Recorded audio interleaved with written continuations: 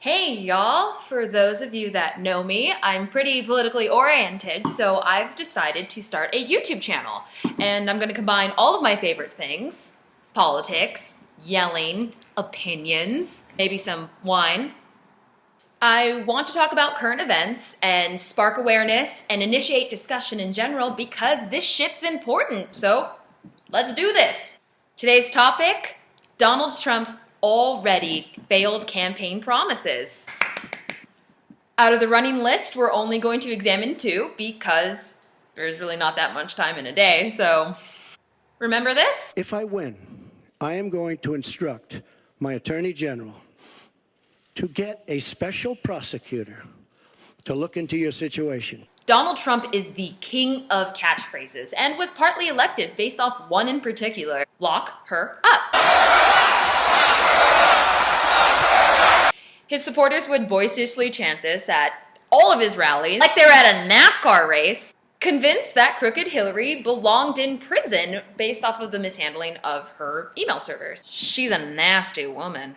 Trump made this a cornerstone of his campaign and vowed to appoint a special counsel to probe his Democratic rival.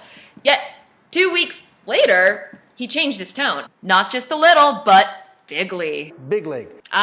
The good old bait and switch. He announced that he would not be pursuing that investigation because, quote, "it is just not something that I feel very strongly about," unquote. Oh, you just felt really strongly about saying whatever you wanted so that you could be King of America. Got it. Next up, that big, beautiful wall. His vow to build a wall along the US-Mexican border was one of his most controversial campaign promises. Furthermore, he insisted that Mexico would pay for the wall. I'm not gonna pay for that fucking wall.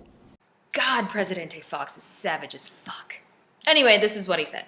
I would build a great wall, and nobody builds walls better than me, believe me. And I'll build them very inexpensively.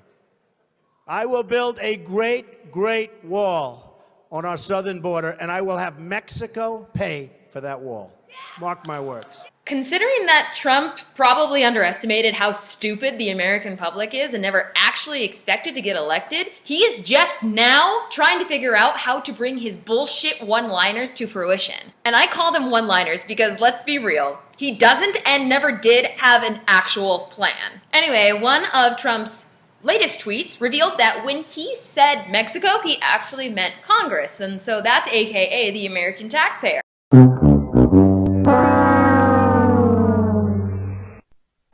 And does he really think he's going to force them to pay for a wall? You can't even get a Mexican to show up to a quinceañera on time. Oh, FYI, estimated cost is about $10 billion. So if you were pissed about paying for someone else's healthcare, how do you feel about paying for a bunch of fucking bricks?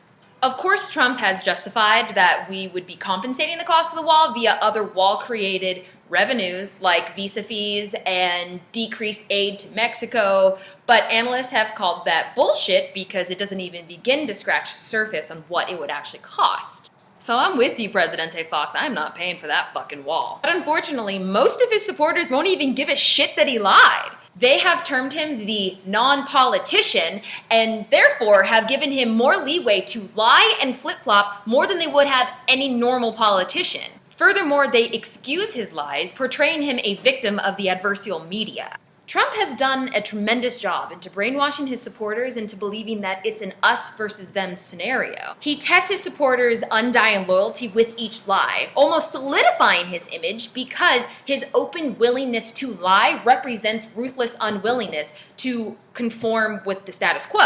But unfortunately, the status quo has been that you generally can't lie 90% of the time. But some people believed that he would genuinely uphold his campaign promises. And for those supporters, I feel bad for you. He took your faith that you had in him and lied straight to your faces in exchange for your votes. You've been duped, and that sucks. Do you need a safe space?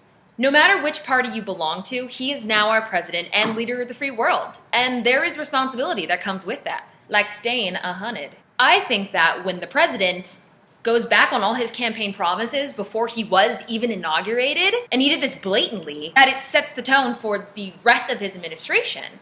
Make America Great Again was a catchy slogan, but we have failed to define what that even means or what that even looks like. America is an anomaly. Our natural human state is to be tribalistic. So what makes America great is our ability to cooperate, not ostracize. It stands apart because throughout our history, we have used our individualism inclusively in ideals and innovation to sum to a greater whole, rather than divide us, lessen us.